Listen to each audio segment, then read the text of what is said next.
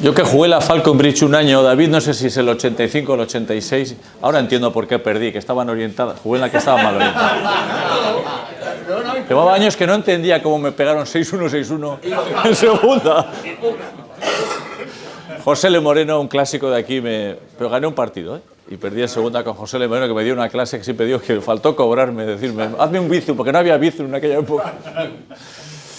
Bueno, vamos con la siguiente ponencia, que es Patricia Fernández Lorenzo. Ahora le presento. A Patricia le he atracado un poco, yo pienso que es demasiado buena para nuestro nivel, probablemente. Pero bueno, le agradezco muchísimo en el alma que haya venido a Valencia, que sé que tenía un tema personal, luego al final vuelve y creo que llegas. Sí. Como decías, un lujo, yo pienso que nos puede aportar muchísimo. La mayoría de nosotros empezamos en un momento dado a coleccionar con 7 u 8 raquetas, cada uno tiene su historia, pues... David nos contó ayer la suya de Wimbledon, de que le tocó la cabeza a Ken Roswell. Yo puedo chulear que estuve con Ken Roswell este año.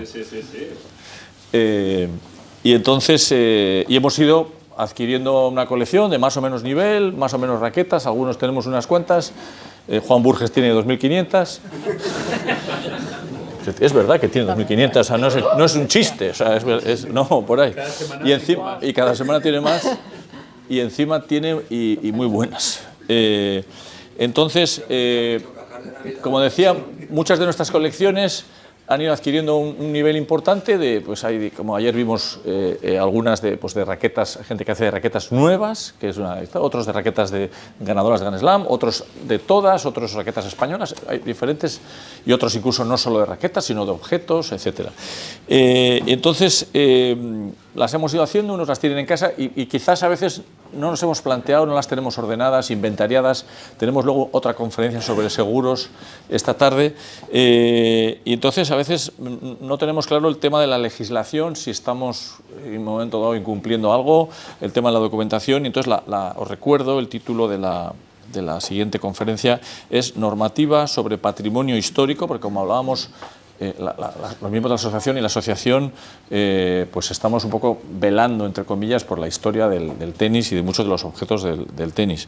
Entonces el título es Normativa sobre Patrimonio Histórico y recomendaciones para los coleccionistas de objetos de tenis. ¿Qué obligaciones, legislación de patrimonio cultural, documentación de procedencia, autenticidad, tema de la autenticidad? Eso, por ejemplo, los que tenemos raquetas de jugadores, el certificar o asegurar la autenticidad, propiedad legítima, objetos de valor histórico, responsabilidad del coleccionista, etcétera. Ese es el título. Y de eso nos va a hablar Patricia, y os presento un poco. Ella es asesora legal en Derecho de Arte y Patrimonio Cultural en Ramón y Cajal Abogados. Vamos a decir que es la que más sabe de esto, iba a decir, de España o de muchos sitios. Ella es escritora e investigadora también académica en historia del coleccionismo y el mecenazgo, o sea que es lo nuestro. Y previamente, pues, y os resumo muchísimo, ha desarrollado su carrera legal pues, en directora asociada en la firma Belzuz de abogados en Lisboa. Como ejecutiva también ha trabajado, y por eso tiene relación con los de los seguros, en el broker en Aon, Gil y Carvajal, en calidad de socia fundadora. También ha sido socia fundadora de Art Media, especializada en el comercio de obras de arte para medios televisivos. Ella es doctora en Historia por la Universidad Complutense de Madrid, es diploma de Estudios Avanzados en Historia Contemporánea por la Universidad Complutense también, licenciada en Derecho, especialista jurídica económica de la Universidad de Deusto, etcétera, programa de Erasmus de European Law en Lieja. Y luego además es profesora pues en el Instituto de Empresa, en el Derecho de Arte, en el Master of Law, el LLM, y en la Universidad Complutense de Madrid, etcétera, etcétera. Y entonces cedo la palabra a Patricia, insisto en el agradecimiento, no solo el mío, sino el de todos, y seguro que aprendemos muchísimo. Adelante, cuando quieras. Muchas gracias, Igor, por la presentación, por la invitación. Gracias a todos los miembros de la Junta y bueno, para mí es un honor estar aquí en este grupo selecto por lo que estoy aprendiendo y lo que estoy viendo de expertos y sobre todo esa idea, ¿no?, de coleccionistas e historiadores, que lo que estáis haciendo es un trabajo importantísimo de generar ese corpus de algo que ya existe, o sea, de un patrimonio que se tiene que reconocer, porque el problema no es que exista, sino que pueda reconocerse públicamente como un patrimonio cultural. Como decía Igor, yo me dedico precisamente a trabajar con coleccionistas, con museos, con fundaciones y eminentemente en la parte relativa a todo aquello que es el contexto legal, que en muchos casos se obvia, porque al final quien es coleccionista lo que quiere es comprar, completar su colección, hacerse con esa pieza, una cosa importantísima que se ha hablado hoy, documentarla, ¿no? Crear ese contexto histórico, pero queda una serie de elementos en torno a ello, como es cuando una raqueta, una pieza de estas colecciones puede llegar a ser reconocida como patrimonio histórico y a qué normativa se sujeta. Hay unas normas que están ahí a nivel administrativo y son de obligado cumplimiento, y luego en todo aquello que tiene que ver con compraventa de las piezas, donaciones, legados, todo lo que tiene que ver también con préstamos o comodatos, es decir, hay toda una serie de elementos jurídicos que la verdad es que, Igor, cuando estaba oyendo el título de mi presentación, he dicho, se van a ir corriendo porque suena tremendo, normativa, obligaciones, es verdad, es un tanto duro, pero voy a intentar hacerlo mucho más llevadero y que sea algo con lo que espero que sirva para, bueno, incrementar un poco el barniz legal de todo lo que estáis haciendo. Entonces, bueno, pues ¿qué puede aprender, como decía, el coleccionismo del tenis, del mercado del arte, del coleccionismo de arte, ¿no? La idea de lo que querría comentaros en los próximos 30 minutos hoy, o 30, 40, lo que tenga, es precisamente trasladar esas lógicas jurídicas que ya están plenamente integradas en otros tipos de coleccionismo que quizás son ya más habituales, comunes o conocidos. El primero de ellos es el coleccionismo de arte, pero puedo decir que yo con la gente que trabajo, coleccionistas, en este momento estoy asesorando la compraventa de una colección textil. Es decir, no estamos hablando de cuadros, estamos hablando de objetos textiles desde el siglo XVII hasta el siglo XX, de temas, diríamos, valencianos eminentemente. O estoy asesorando una colección de minerales, mucho tema de manuscritos, es decir, muchas veces he puesto un poco este elemento, ¿no? Este Ecce Homo es un cuadro de Caravaggio muy conocido porque recientemente ha habido una polémica importante en torno a él, pero lo que quiero decir, el coleccionismo desde el punto de vista legal, cuando trabajamos con ello, también afecta a todos estos elementos. El tenis, evidentemente, como objeto deportivo es uno de ellos. Es verdad que en España quizá no tenemos un nivel tan avanzado en el reconocimiento del coleccionismo deportivo como en otros países, que comentaré brevemente después, pero sí es verdad que es algo que desde el punto de vista legal creo que deberíais conocer y por lo menos incorporar ese lenguaje jurídico o esas prácticas jurídicas a vuestro propio labor de coleccionistas si no lo habéis hecho ya. ¿Por qué he dicho que he traído un poco esta imagen, ¿no? Quizá para documentar o para intentar poner un ejemplo bastante más ligero, y porque en realidad yo no soy una conocedora del coleccionismo del tenis, ¿no? Como sois todos vosotros. Entonces, bueno, voy a intentar acercar un poco a otros elementos que puedan servir de ejemplo.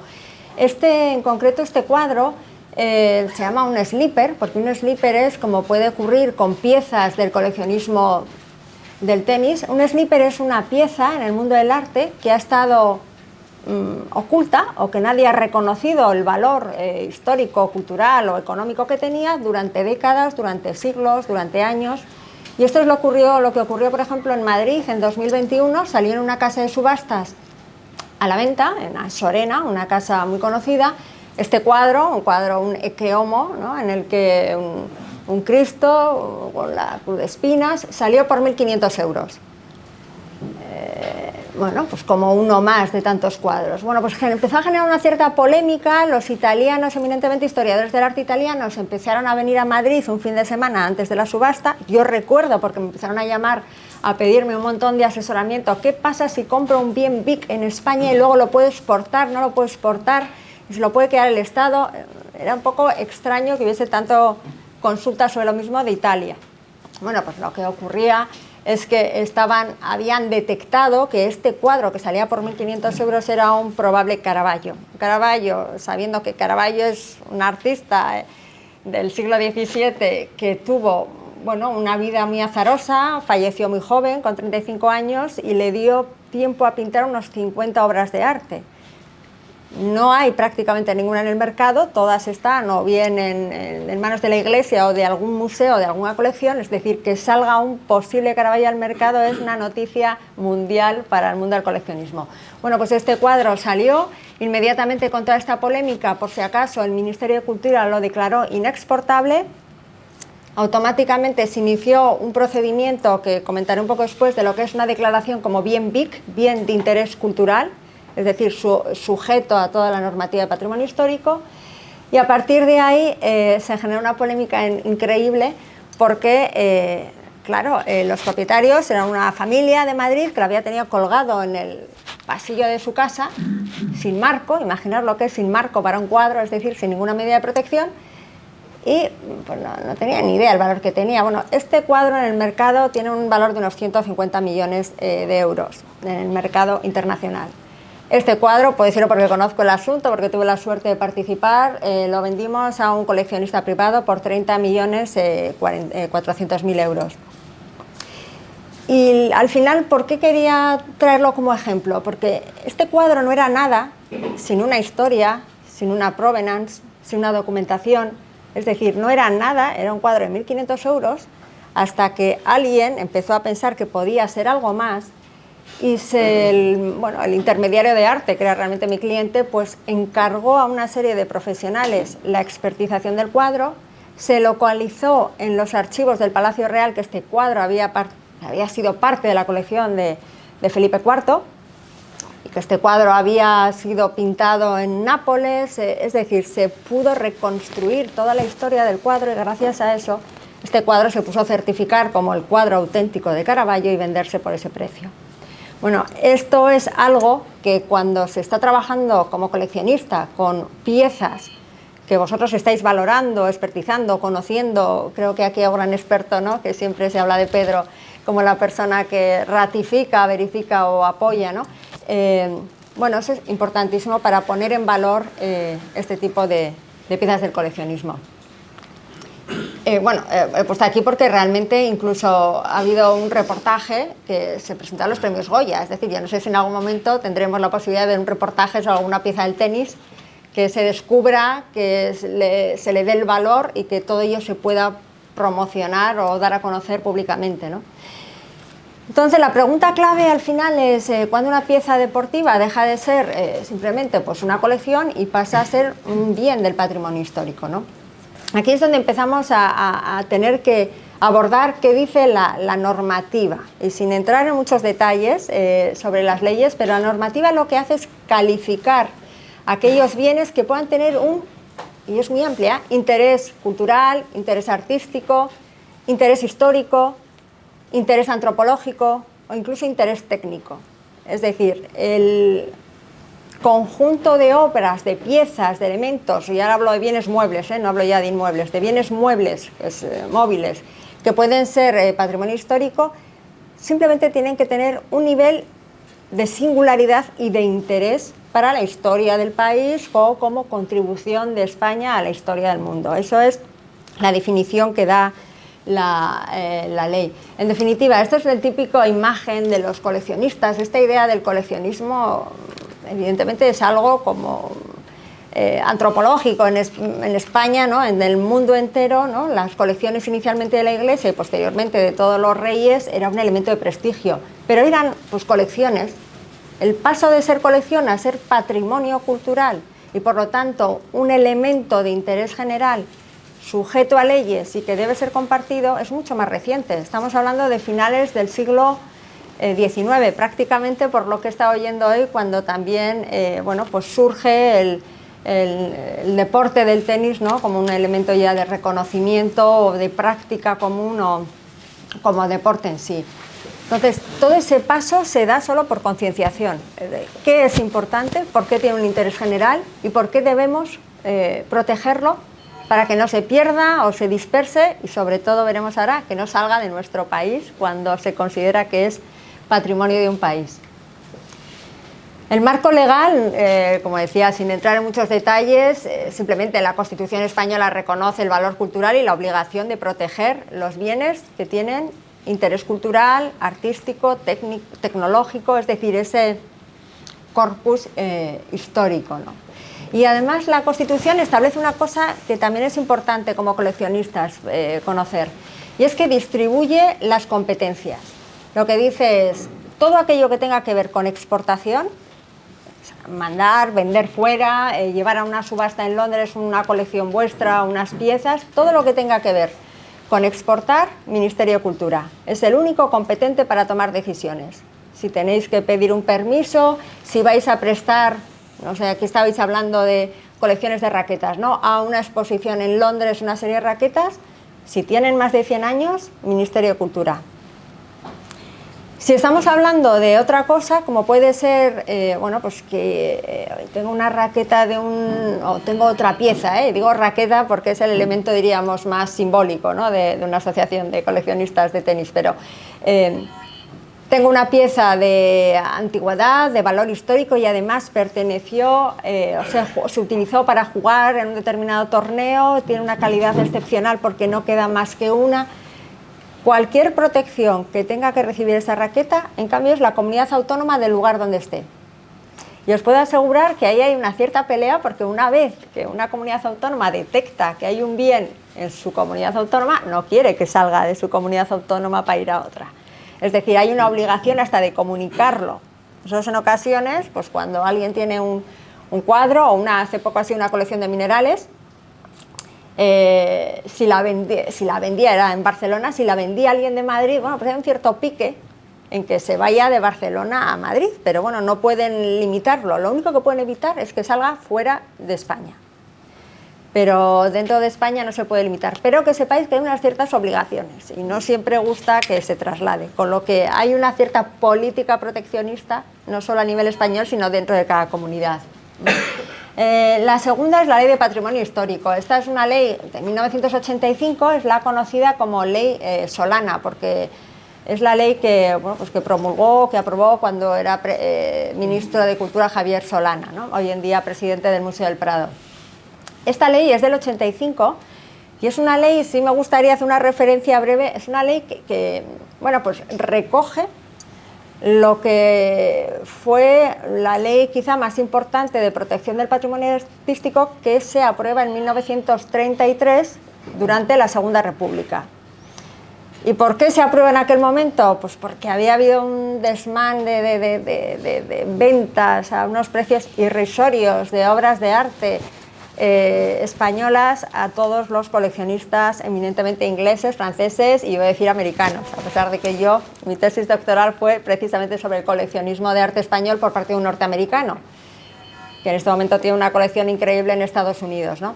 Pero es verdad que había habido tal salida sin control de España, como a poco que recorráis unos cuantos museos del mundo, veréis el Metropolitan Museum de Nueva York lleno hasta de la rejería, las rejas de la Catedral de Valladolid, bueno, todo tipo de piezas, grecos, todo aquello salió eminentemente cuando coleccionistas tenían mucho dinero y España pues era eminentemente bastante pobre y se vendía todo. Entonces, a partir de ese momento, es una ley sumamente estricta. Yo diría en este momento, junto con Italia, que la está rebajando, este último año ha rebajado algunas condiciones, es la ley más proteccionista de toda Europa y hace que tenga, y esto no es por asustar, pero hay una brigada de patrimonio histórico, hay tanto en la policía como en la Guardia Civil, 2 unidades especializadas en perseguir cualquier salida de piezas de valor histórico de más de 100 años, bueno, pues las pueden perseguir y declararlo como un ilícito. Lo digo porque hace poco he estado en una reunión, hace 15 días, con el jefe de la Guardia Civil y también con el director de la Brigada de Patrimonio Histórico de la Policía Nacional, y llevan muy a gala las labores que hacen de localizar piezas que salen, y no estoy hablando de un gran cuadro, en ocasiones son piezas de 800 euros, son piezas, hace poco incautaron en Italia incautaron y trajeron de vuelta unas 60 piezas, y yo que estaba representando una casa de subastas de Italia, había piezas que no llegaban a 1.000 euros. Bueno, pues no hablamos solo de grandes obras de arte, es decir, cualquier pieza que salga sin permiso de exportación, la Brigada de Patrimonio se entera, la incauta de donde esté, la trae, se la queda, es decir, esa no se entrega ya ni a su propietario ni a nadie, y conlleva una serie de pequeños problemas en España. Y por último, como os decía, hay 17 leyes autonómicas, por lo tanto, esas leyes, cada uno donde esté, tiene que, bueno, pues, saber que tiene que someterse a la normativa de esa. No hay, lo que sí puedo deciros es que ni en la ley de patrimonio histórico español ni en general en las leyes autonómicas se nombran el tenis o se nombra el fútbol o se nombra, simplemente se hace referencia a bienes con interés cultural, y ahí sí que puede entrar y entra de hecho todo lo que tiene que ser elemento deportivo. Hay como 2 categorías grandes de protección. Si alguno de vosotros o vosotras tiene una raqueta, tiene una pieza, esta dentro de toda mi colección, esta sí que es especial, o estas 3 son de un nivel superior, ¿no? Esto es lo que entraría dentro de las categorías, como lo entiende la legislación española. Nosotros estamos muy acostumbrados a hablar de bienes BIC, todo el rato todo es BIC, porque realmente en cuanto tienes una pieza un poco importante, que voy a decir, ni siquiera hace falta que sea auténtica, es decir, hay veces que se declara BIC un cuadro que no es Velázquez, pero es de la época, o a mí me lo han hecho a clientes nuestros, o es un Goya que es una falsificación, pero bueno, pero es una falsificación, no vaya a ser que luego sea un Goya. Se declaran BIC piezas que no necesariamente son ni siquiera auténticas, y es como la máxima categoría de protección. O sea, si tú tienes una raqueta BIC, es que tienes algo que su salida de España causaría una pérdida al interés general español para poder reconstruir una parte de la historia, pues en este caso del tenis, o una parte... ¿Pero la pieza tiene que ser española o puede ser extranjera, que la tengas tú aquí? Puede ser extranjera, no necesariamente española. Se trata que tenga un valor especial, y casualmente, ya que está en España, no sale de España. Eso es un tema muy polémico, porque, por ejemplo, este Caravaggio, pues había estado en una colección real, puede tener sentido, pero hay Rubens, hay cuadros de cualquier artista extranjero que, si está en España, pues casualmente, ya que está aquí, yo tengo, es una como ley de policía, tengo potestad de esto de declararlo BIC, y si es una raqueta de un valor específico y está en España, la puedo declarar BIC y protegerla. Que igual no es el momento de interrumpirte, pero sí es verdad que hay veces que puede ser algo que encontremos aquí en España, que pensemos que sea de interés cultural, por lo que dices tú, por la edad, y algo que consideramos que es importante a nivel patrimonial, la escasez o que solo existe esa pieza, pero también estamos trayendo cosas de otros países, ¿vale? Y entonces sí que es verdad que también no sé qué riesgo corremos nosotros si ese país puede reclamar, si en un momento dado llega a conocimiento de ese país o de alguien, una pieza que igual es importante para ellos y nos la puedan reclamar. Hay un periodo, hay tal, hay cual. Quiero decirte qué riesgo estamos corriendo al traer piezas de ese interés. Y luego otra cosa es hasta qué punto nos conviene hacer muy público ciertas piezas que nos pueda la policía esta, lo que sea. O ser más discretos. No, a ver, tampoco quiero meter miedo. Yo sabía, ¿por qué? Porque se está grabando, ¿eh?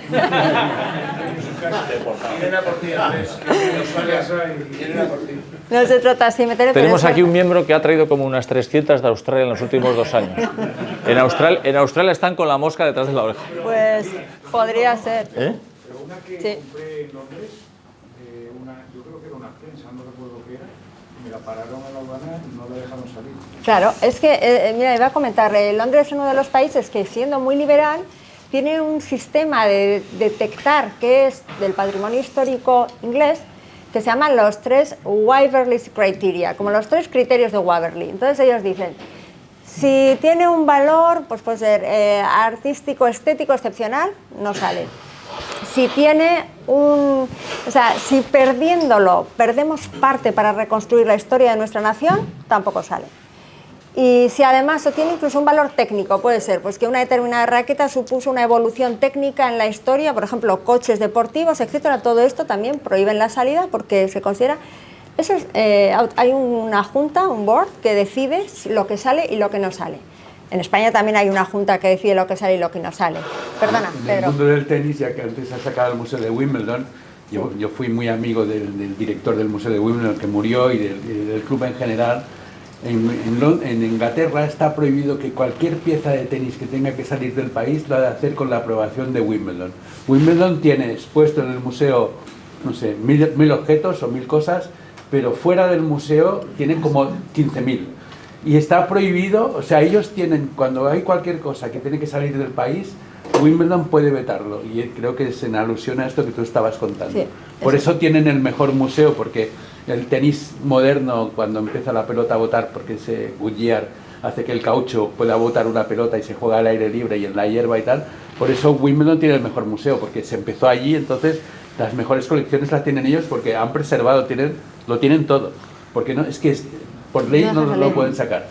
Eso es, sí, no claro. Hay caducidad. ¿Verdad? No hay caducidad en un artículo que tú tengas en España, aunque seas de otro país. Sí, hay una, ahí para cuando estás hablando de la compraventa de obras de arte o de piezas de valor histórico y tal. ¿Se puede reclamar a posteriori? Se podría reclamar solo en un caso. Si es un bien BIC, es decir, si ha sido declarado, aunque sea ex lege, como bien de interés cultural o bien, eso en el caso de España no prescribe nunca, es decir, nunca se acaba el plazo en la que te lo pueden reclamar. En el caso de Inglaterra es un poco distinto, porque... No, el artículo es sí. de fuera y tú lo tienes en España. Tú lo tienes en España. Si eres un comprador de buena fe, porque tú has comprado pensando que tenía todos los... Es decir, no te lo has traído escondido. Tú has comprado en...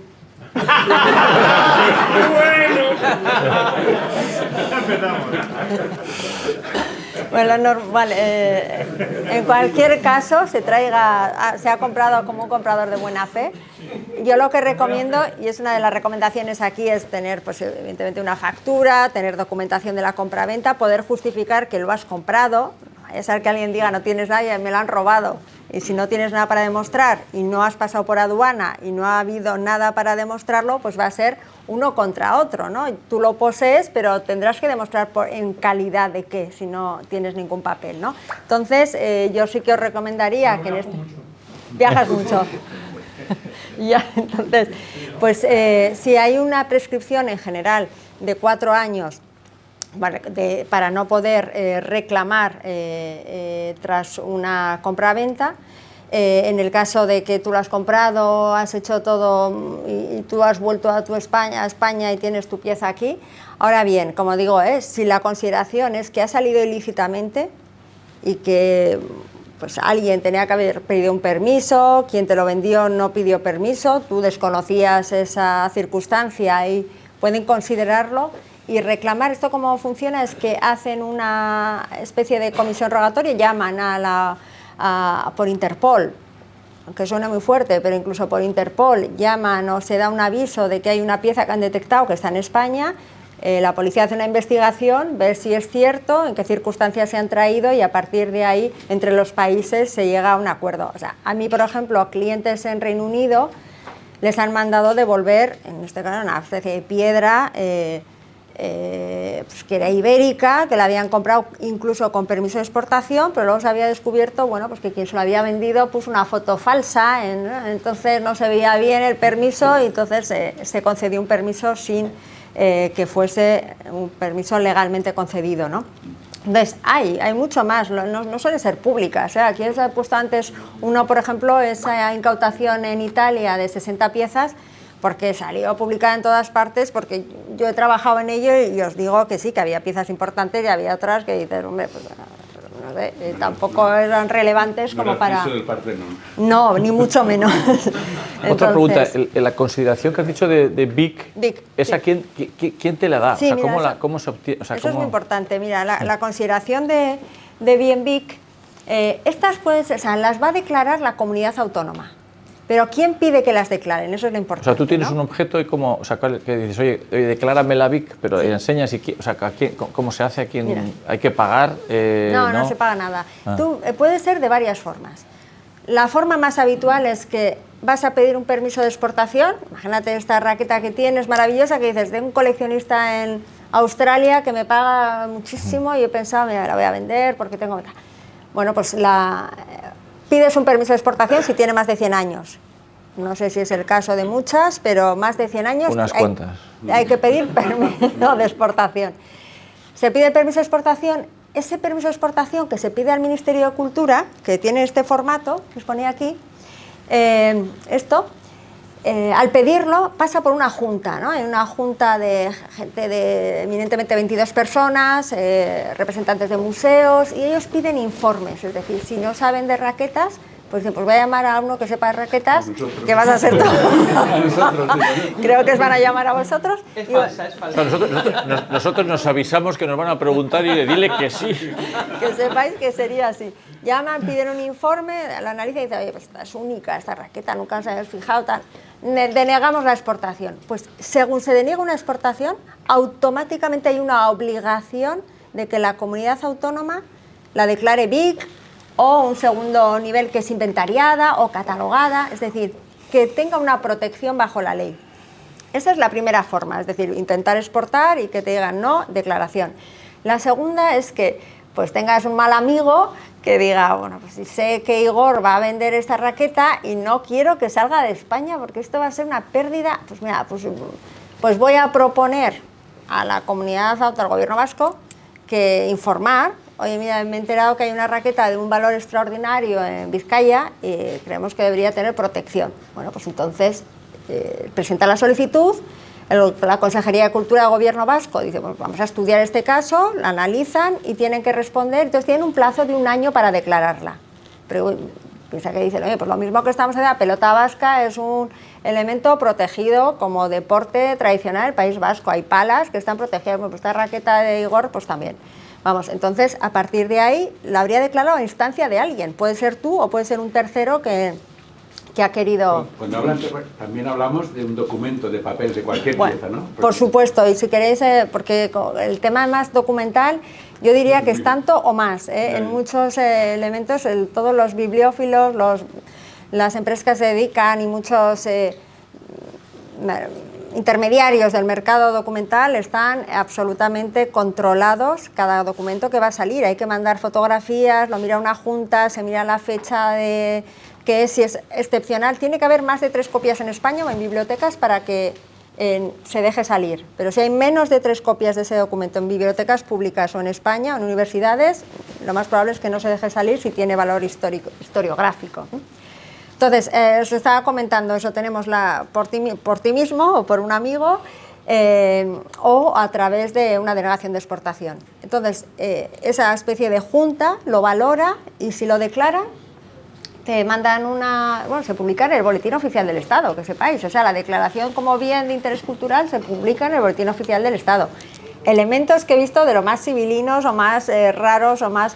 Pues hace poco se declaró BIC una fregona con un cubo de fregona del siglo XIX porque se consideraba un adelanto tecnológico en la época. O sea, había un elemento que ha ido a pasar al Museo de Artes Decorativas como un elemento de tecnología del XIX, sí, que se consideró, por supuesto, monedas un montón, pero os digo, el otro día era una colección entera de minerales, que había más un comprador maravilloso en Inglaterra por un montón de millones y en España pues se dijo, pues no sale y se declara BIC y fuera, esto no se vende. Entonces, bueno, luego existen formas de negociar, por ejemplo, oye, pues hago una dación en pago de impuestos y entonces parte de lo que dono voy a rebajar en impuesto, por ejemplo, de patrimonio o a través de una empresa. Es decir, luego hay métodos, digamos, de fiscalidad que no es habitual, pero en ocasiones te pueden admitir. Entonces, este tema de la exportación, yo os diría, cuidado, porque si sois muy activos, no sé si hay muchos préstamos, ventas, pero la salida temporal... También temporal, temporal, va a una exposición. Bueno, pues ahí si os encarga o si alguien os la pide por una exposición, os van a decir, oye, me encargo yo de pedir el permiso, eso es lo habitual. Entre museos se hace así. Yo soy el Prado, pido un cuadro, yo me encargo de pedir un permiso de exportación en tu país y lo traigo, ¿no?, legalmente. Pero temporal o exportación definitiva, más de 100 años, hay que pasar por el Ministerio de Cultura. Salvo que me decís, eso es una raqueta que no tiene valor, ahí tengo 15 iguales o 25 iguales, pero una que tenga un poco de valor excepcional tiene que pasar. Y es lo que decía, esto es un papel, tú mandas una fotografía, rellenas un formulario, se envía por internet y en máximo, normalmente en un mes te responde el Ministerio de Cultura, máximo 3 meses. Vale. No quiero tampoco aquí en este caso asustar, pero sí contar algunas controversias que ha habido recientes en el mundo del arte con exportaciones ilícitas. Se hacía referencia a la UCO, esta es la unidad de la Brigada de Patrimonio Histórico. La UCO recupera en Italia 62 bienes culturales exportados. Bueno, pues una familia alemana que en Marbella tenía una casa y en un momento determinado encargó un camión de mudanzas y dijo que se lleven todos mis muebles, y se llevaban muchos muebles y muchas tapices y muchas piezas que tenían más de 100 años. Bueno, pues todo eso ha vuelto a España. Quien lo haya exportado ilícitamente pierde la propiedad y además está sujeto a, si el valor está por debajo de 50.000 euros, es una infracción, es una infracción administrativa, es una exportación ilícita. Si el valor es superior a 50.000 euros, aunque suene muy fuerte, es delito de contrabando. Delito de contrabando que conlleva, te quitan el cuadro o la pieza, tienes posibilidad de cárcel de 1 a 5 años y tienes que pagar una multa de 3 a 6 veces el valor de la pieza. ¿Y el valor quién lo marca? Porque claro, al final nosotros, la gente tiene piezas y es lo que te quieran pagar, o sea, no hay un catálogo de decir esta raqueta vale tanto, esta obra vale tanto. ¿Quién dice que vale 50.000, 75, 1 millón o 10? Pues mira, lo normal es que el precio primero lo pones tú. Si vas a pedir un permiso de exportación o vas a exportar con o sin, el precio lo vas a poner directamente el titular. Pasa lo mismo con cuadros. A mí a veces me piden que haga un permiso y me dicen, ¿y qué pongo? Digo, yo no te puedo decir lo que vale este Sorolla, que es de época tal, pero que es verdad que en el mundo del arte te metes y hay una especie de art price, hay unas webs en las que puedes ver cuánto se ha subastado cada artista en los últimos 10 años, y de ahí pues haces una media, más luego lo que te interese. Me interesa poner un poquito más, un poco menos, ¿no? Pero eso es para saber tú lo que cuesta, sí, pero al final lo pones tú. Pero lo pones tú, en un permiso de exportación sí. Ahora, si has puesto una cosa muy baja y luego te han pillado que lo has sacado lícitamente, pues es posible que la valoración que hagan después, si coincide, perfecto, si no coincide te van a poner ellos, oye, es delito porque me habías dicho que valía 3.000 y resulta que he visto que vale 60.000. Pero bueno, lo habitual es que se mantengan un poco los valores que tú has puesto, porque es como dices, es difícil, no hay unas webs especiales, entiendo, en vuestro ámbito, ¿no? No, es que en nuestro caso es un poco lo que te quieran pagar, es decir, el tío que colecciona, pues no sé, raquetas de Gran Slam, como puede ser David Castelló, y le falta una raqueta que a lo mejor vale 20, él es capaz de pagarte 400, porque es la que le falta, ¿no? Entonces, nunca sabes. Ya, es que lo que os pasa al final es lo que sois un grupo de coleccionistas, que hay otros grupos de coleccionistas en otros países, y al final los precios, los que los conocéis o los podéis valorar sois vosotros, mucho más que cualquiera de fuera. Entonces, al final es como ecosistemas pequeños en cada ámbito, ¿no? En el que dices, bueno, es que la valoración o hay interés o no de comprar, sois los que mejor lo vais a poder poner. Evidentemente alguien de fuera va a tener mucha más dificultad, va a tener que pedir una prueba pericial a alguien de vosotros, que sois los que sabéis, con lo que, aunque creas que no sabéis, sabéis mucho más de lo que va a poder saber cualquier tercero en cuanto al precio. Y como os comentaba, pues este caso fue lamentablemente muy famoso, fue un Picasso que salió hace unos años en un barco, y lo que decía era contrabando, pero es que era en el barco del propietario.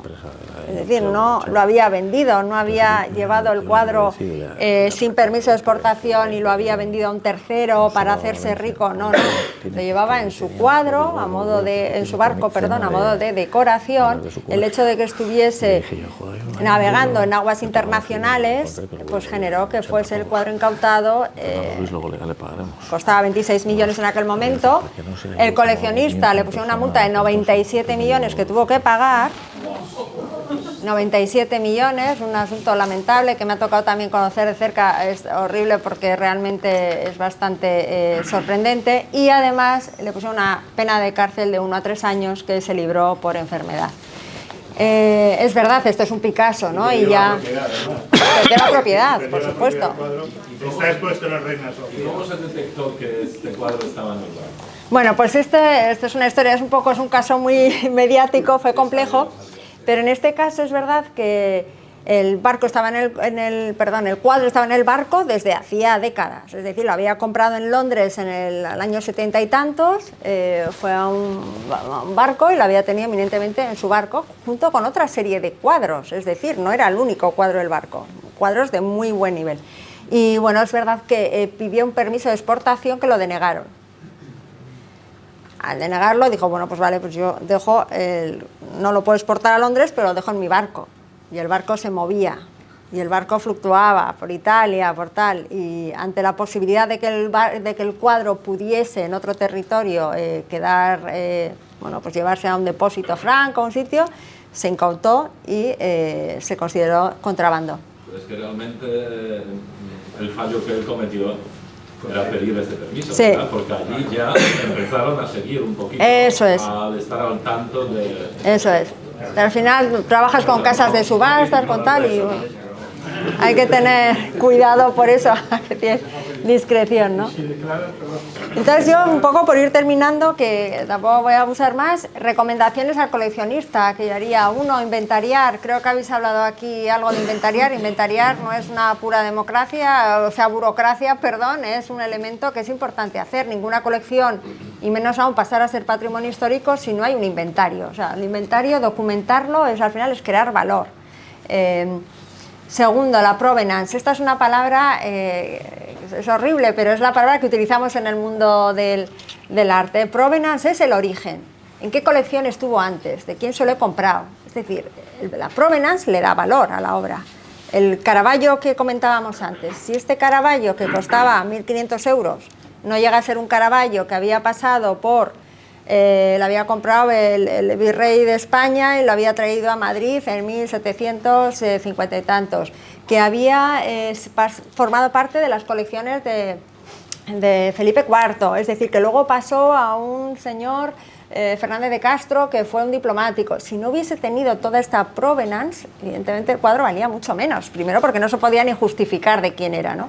Entonces, la provenance es, y ahí sí que os recomendaría, si compráis raquetas y tenéis documentado, oye, es que esta raqueta se la ha comprado a este señor que es un coleccionista inglés, australiano, tal. Es que el valor que sea de quién se lo habéis comprado es importantísimo, porque cuando tú lo vayas a vender o lo vayas a prestar o vayas a dejarlo en depósito en un museo o vas a hacer un legado, esa información de a quién tú se lo has comprado le da un valor, o puede no darle valor, pero es muy probable que le pueda dar valor. Entonces la provenance es esencial, y aquí yo entiendo que en el tenis también debería serlo.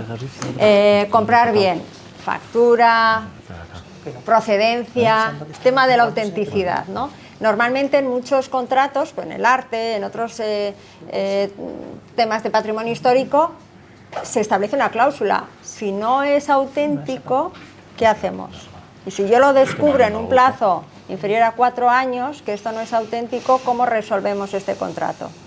Esto es la cláusula más difícil normalmente de negociar en un contrato cuando, por ejemplo, en una pieza que dices, no, es que estoy seguro y te puedo certificar, que nadie en cuadros puede certificarlo al 100%, ¿no?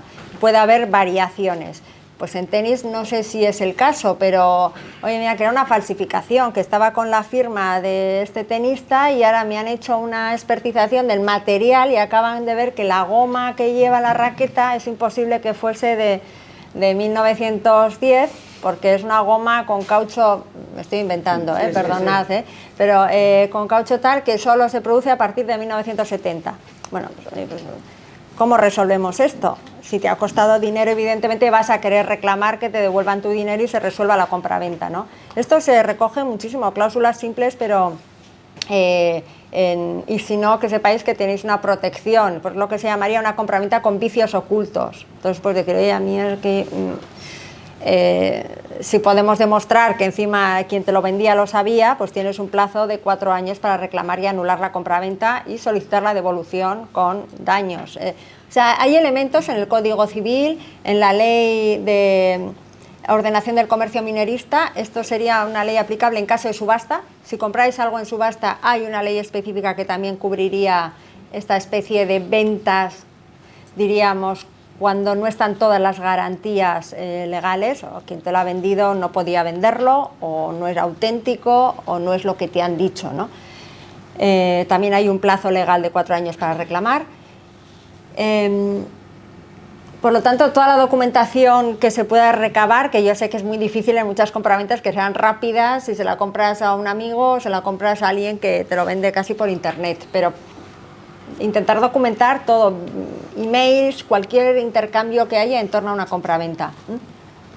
Y luego el tema de prestar, claro, prestarla, yo creo que algo que un coleccionista quiere, que más que un coleccionista, que exhibir, ¿no? O dejar que se comparta eso que ha encontrado, le ha dado valor, le ha documentado, ha localizado de qué puede ser y por lo tanto quiere dar a conocer esa pieza.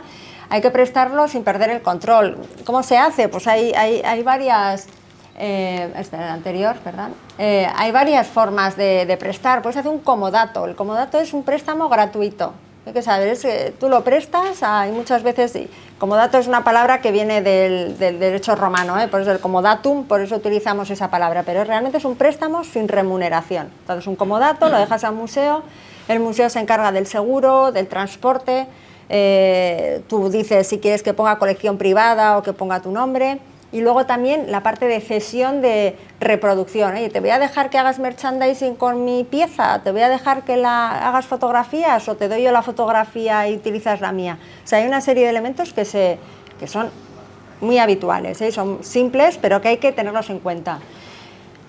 Diferente es cuando haces, por ejemplo, un préstamo. El préstamo, por Código Civil, el préstamo es remunerado. Es decir, tú puedes decir hago un préstamo gratuito, pero entonces pondrás... Si quieres, ayer comentó un miembro de la asociación, que no es español, es de un país que está al lado de Ucrania, que se llama Polonia, que él utilizó la palabra, estarías pensando en eso, supongo, alquiló hace poco una raqueta, o sea, le ha alquilado a uno para un mes y medio a uno de otro país, para no sé, ¿para qué? Para una exposición, supongo, algo así. He abierto un precedente. Sí. Pues te voy a decir, mira, me encanta que lo hayas sacado porque arrendamiento de colección... Perdona que te interrumpa. Lo bueno que has dicho que es que lo que yo no he pensado realmente es que no voy a recibir nada por las fotos que vayan a hacer con esta raqueta. Eso se negocia también, sí, sí. Se negocia un royalty o una autorización, que no puedan hacer lo que quieran, por lo menos. Y hay que hacer... Decías lo del arrendamiento. Mira, pues precisamente estoy trabajando un tema aquí ahora con la Generalitat de Valencia, que puedo decirlo porque ha salido en la prensa, ¿no?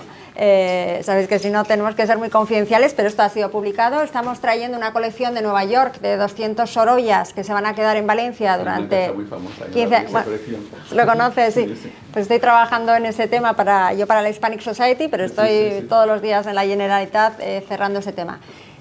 Y fijaros que estábamos hablando, ¿es préstamo? ¿Es comodato? No, hay un pago, ¿no? Y al final hemos conseguido que la Generalitat apruebe dentro de la Ley de Patrimonio Cultural una disposición adicional nueva que se llama arrendamiento de colección. ¿Por qué? Porque el arrendamiento de colección te permite un pago de un canon de una forma muy clara, es decir, cobras y además es un arrendamiento, nadie duda de que esto no es ni préstamo, no, esto es un arrendamiento. Y segundo, permitía, a efectos en concreto de este contrato, que haya una garantía del Estado, es decir, que en este caso si te lo alquila la Generalitat, tiene una especie de garantía especial que además del seguro ponen una garantía de Estado. Es decir, ellos te aseguran que si se queman todos los cuadros, te va a pagar, aparte de lo que es el seguro, la Generalitat te lo paga el seguro. Es decir, te da una garantía.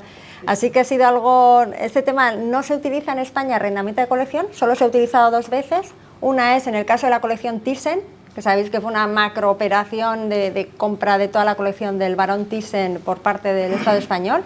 Y ahora el contrato que se ha hecho con su mujer, con la baronesa, es un arrendamiento de colección y se hizo una disposición nueva en la ley española y ahora lo hemos hecho aquí en Valencia. Así que has hecho muy bien llamándole arrendamiento. Bueno, realmente fue entre Polonia e Italia, ¿no? España esa no la hemos...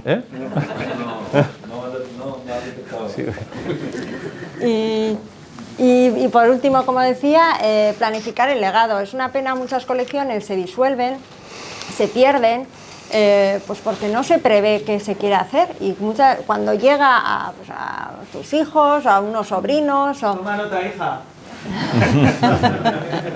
Pues eso, no saben qué hacer y dicen, bueno, pues esto tendrá valor, no tendrá valor. Mira, me ha dicho un amigo de mi padre que le venda 5 raquetas que le encantaban, pues le vendo esas 5.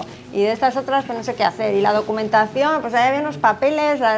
Bueno, eso es una pena, ¿no? Porque pierdes ese valor adicional que tiene cualquier colección, que es el esfuerzo que ha hecho el coleccionista de reunirla, de darle sentido, de darle un discurso, de darle un método. Todo eso se pierde y se quedan los objetos sueltos, ¿no? Entonces, la recomendación se puede hacer de muchas formas, desde dejar unas instrucciones claras, desde ya decir, oye, yo voy a dejar, por si acaso, unas instrucciones claras, que mi familia lo sepa, mi voluntad es la siguiente, que no se disuelva la colección, que no se reparte de forma, que si se vende, se venda de esta forma, que se done o que se legue, o que la decisión quede dentro de la asociación de coleccionistas, que no salga de ese círculo, o por ejemplo, que cualquier miembro de la asociación tenga un derecho preferente de adquisición, que si viene un coleccionista sueco, pues no, que antes tengan todos los miembros de la asociación un derecho preferente, un tanteo por comprarla. O sea, hay muchas formas de proteger que no se pierda, ¿no? ese carácter coleccionista. Y todo esto, por supuesto, para donar, para cualquiera de estos elementos tenéis que tenerlo inventariada. Tú no puedes decir, aquí te traigo unas raquetas, las dono, ¿no?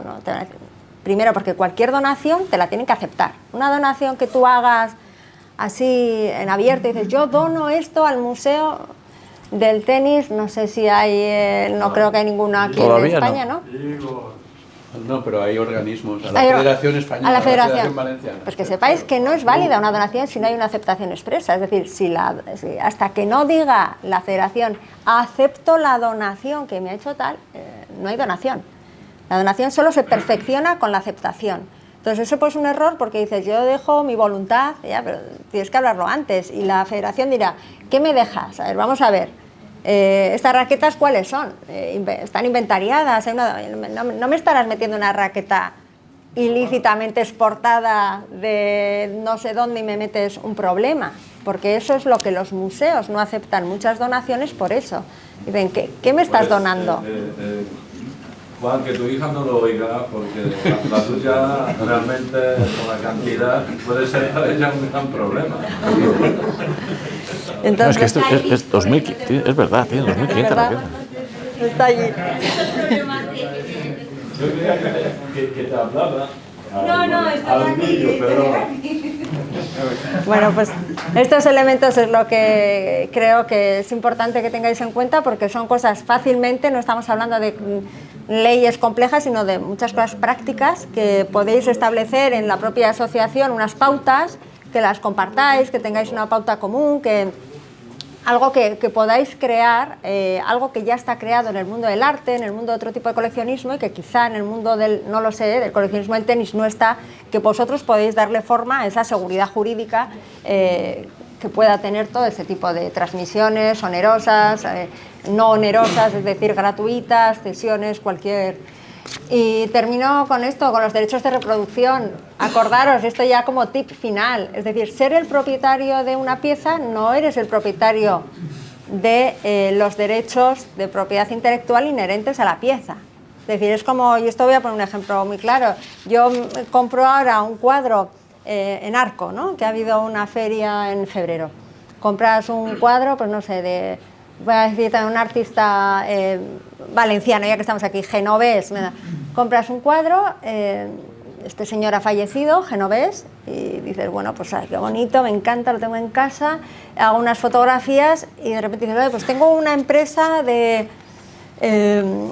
cartelería, pues voy a utilizar una foto del cuadro que tengo en casa, lo pongo que va a quedar fenomenal, folleto que voy a poner en la página web diciendo, pues cartelerías Sánchez, bueno, esta es una infracción de propiedad intelectual como una casa, vamos, ¿por qué? Porque tú puedes ser el propietario del bien físico, pero todos los derechos de reproducción, explotación, hacer fotografías, distribución, corresponden todavía a la propiedad intelectual del artista que dura 70 años después de su muerte.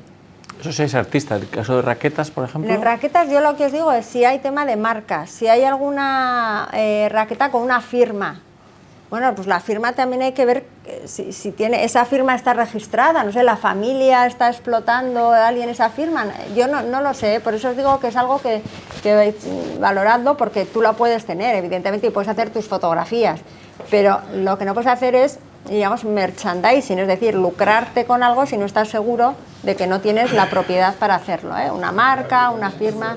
Pero, por ejemplo, yo cada día pongo alguna obra de arte de diferentes cosas del mundo del un poquito de silencio, va a haber carteles antiguos, cosas así. No cobras, la pongo vale. porque hay gente que le gusta y le gusta verlas y tal. Llevo más de 1 año y medio, o sea, llevo ya puestas así y tengo como 1200 más imágenes. Yo no me lucro para nada de eso, eso lo puedo hacer. Sí, pero las haces a nivel educativo o... Bueno, las pongo porque bueno, hay gente que en redes sociales.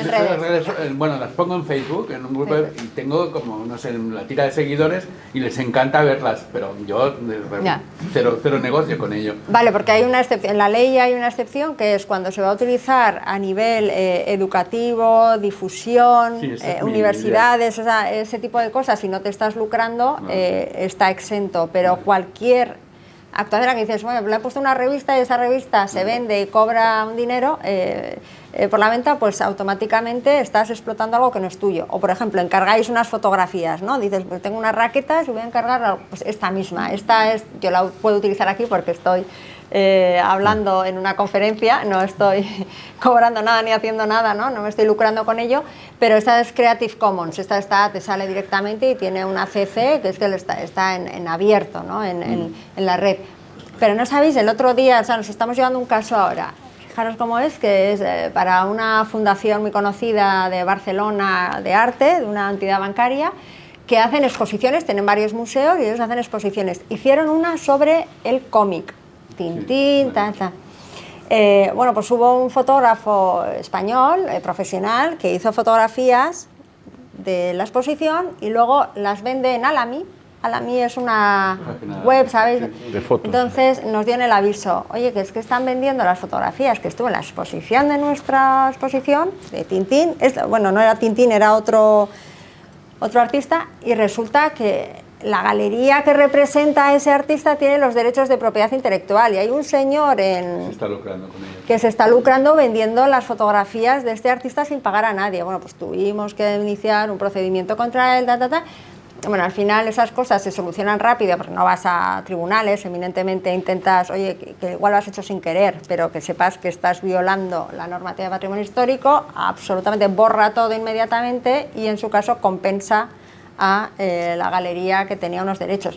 Eso os lo comento así un poco de pincelada rápida porque cada caso es diferente, pero que no todo se puede utilizar por tener la propiedad de un bien. Es decir, que tú compras el bien, pero no eres propietario de todos los derechos inherentes, salvo que, antes hablamos del Caravaggio, está en el dominio público. Este señor falleció en 1700, a mitad del siglo XVIII, no hay ningún derecho inherente a él, pero aún así veréis que el propietario, cuando lo presta al Prado, como lo ha prestado ahora, o a Italia y tal, le tiene que pedir autorización. Dice, no, yo doy la foto, no hacéis fotos a mi cuadro, o sea, la foto la doy yo. Y cada vez que utilicéis mi foto me pedís permiso. Y son es un poco el tipo de cosas que os comentaba, que cuando prestáis obras, tal, son elementos que se tienen en cuenta. Así que no voy a abusar más de vuestra paciencia y nada, que al final el futuro del tenis como patrimonio va a depender mucho del trabajo que hagáis vosotros, de lo que hagáis vosotros por convertir, ¿no?, esto que estáis haciendo también en poner en valor, ¿no?, estas colecciones que estáis haciendo con tanto bueno, pues cariño, esmero y con tanta pasión, y que os felicito por todo ello. Un segundo, no te vayas, que vamos a dar una bobadita. Espera, Pedro va a hacer una pregunta. Espera, que Pedro va a hacer una. No es una pregunta. Bueno, sí. Hay una pregunta, hay un caso real y luego me ha encantado que empieces con Caravaggio. Caravaggio era un gran jugador de tenis. Cuando se llamaba, aquí hay un italiano, Roberto Curto, La Palacorda, y hay un cuadro que es La muerte de Jacinto, que debes conocer, que se atribuyó a Caravaggio cuando era de un discípulo. Y resulta que es una muerte en un partido que Caravaggio mata a alguien después de un partido de tenis y está la raqueta ahí. Se pican, sí. Se pican y él lo mata. Incluso si es en la calle, en la Rua Palacorda, que está en Roma, muy cerca del Vaticano. Más que nada porque como has entrado con Caravaggio me ha encantado. Claro, pues cuando pinta este cuadro está escapando de ese asesinato y se ha tenido que ir a Nápoles, que es territorio español, para que no le condenen a muerte. Y luego las comillas curioso, aquí. Ellos son muy coleccionistas de raquetas, yo soy más de investigar y de papeles y así. Pero yo tengo alguna raqueta. El avión, consideran arma arrojadiza. No estoy buscando la que me falta, ya los buscan ellos. Yo tengo una raqueta, yo he estado muchos años con los equipos españoles de Copa con los grandes jugadores. ¿Tú qué le regalas a Rafa Nadal el día que se casa? Pues una raqueta antigua enmarcada. Y un día, esto es un caso real, yo un día estoy en los Encantes de Barcelona, que es nuestro rastro de la ciudad, y veo una raqueta Schlesinger antigua, que yo y todos tenéis, porque era un modelo de estos, una número 1, pero muy antigua. Bueno, y digo, pues mira, la voy a enmarcar y se la voy a regalar, en ese caso a Rafa, para el día de su boda, ¿no? Bueno, cuando llego a casa, esa raqueta que la compré, estaba en el suelo, o sea, no era ninguna tienda, estaba en el suelo ahí tirada. La compré por 4 duros, por decirlo de alguna manera. Cuando llego a casa, la dejo allí, al cabo de unos días me pongo a limpiarla y de repente, cuando llego a la parte del marco, me empieza a aparecer con una placa metálica toda oxidada o llena de mugre, la empiezo a lavar y me sale la corona, Alfonso XII. Entonces digo, ostras, entonces me doy cuenta que el número 1 de la raqueta, que es en dorado, es mucho más grande que lo normal. Digo, esta raqueta debió ser del rey. Resulta que el presidente de Schlesinger en aquellas épocas era el presidente de Wimbledon, y a través del Museo de Wimbledon le podéis preguntar a Walter Haddingham, que era el presidente de Wimbledon, si hicieron raquetas para Alfonso XIII. Entonces me ofrecí, hicimos 2 y un bate de béisbol que era mucho más grande que los normales, el bate de béisbol. Entonces eso es un big, entiendo, ¿no? Sí. Una raqueta de... Bueno, es un slipper, ¿no? Porque tú lo has descubierto por ahí. Bueno, sí, fue una casualidad. Yo la compré porque me pareció, bueno, esta es bonita, no sé qué, pero ni sabía que era de Alfonso XIII, ni de Alfonso XII, ni sabía pues que... podría ser un big, si realmente se hicieron 1 o 2 o 3 raquetas, evidentemente estás ya en la singularidad. Porque si me dices, no, es que se hizo una serie de 25 raquetas. A mí me dijo que hicieron 2 y que le pusieron el 1 dorado y mucho más grande que los normales porque era el rey. Pues entonces seguramente habrá sido de patrimonio nacional. Tiene mi madre, que tiene 97 años y no la puedo sacar. Nunca la he enseñado porque mi madre no permitía, aparte lo hace bien, que la saque de su vista y de su habitación. Que le encanta, ¿no? Pero seguramente sí, lo que tienes es un big porque habrá pertenecido al patrimonio nacional, de hecho. Lo que nos pasa a muchos de aquí, pasa que estas cosas las encontramos sin poder certificar de quién eran, porque están en un rastro, no sé. Has puesto el logo antiguo. No, pero bueno, a veces es difícil, ¿sabes? Autentificarla, dijéramos, esto perteneció tal y cual, a no ser que investigado tengas la suerte de que lo que hiciste es perfecto, pues igual lo único que puedes hacer es que Wimbledon, quien te hiciese, te lo enviasen por escrito diciendo, sí, efectivamente tenemos un archivo en Wimbledon que detalla que se encargaron en 1913, por ejemplo, para Alfonso XIII, 2 raquetas que se le fueron entregadas tal. 12 dices que era. Dos. Bueno, la historia es diferente. La historia es que los hermanos Schlesinger le quieren regalar al rey 2 raquetas para que juegue con ellas. No es que Wimbledon las tenga. O sea, lo que pasa es que el presidente de Wimbledon había sido el presidente de Schlesinger, ¿sabes? Vale. Bueno, pero si eso te lo mandan por escrito ya tienes una certificación. Nadie más va a poder hacerlo mejor que quien tiene conocimiento allí. Entonces ya no existe la empresa, pero bueno, la ha comprado otro, pero bueno. Pero sí, sería tienes un slipper en casa. Bueno, muchas gracias. Un aplauso fuerte para Patricia. Yo no sé, luego, si Patricia sería tan amable en algún momento dado de darnos algún tipo de tarjeta o forma de contactar con ella personalmente. No, la pregunta sería si estas... yo pienso que nos ha aclarado muchas dudas y luego nos ha generado más dudas. Sí. Porque hay cosas que pensábamos que no había que hacer y ahora estamos pensando, joder, ¿debería hacer eso? O sea, nos has abierto ahí una opción.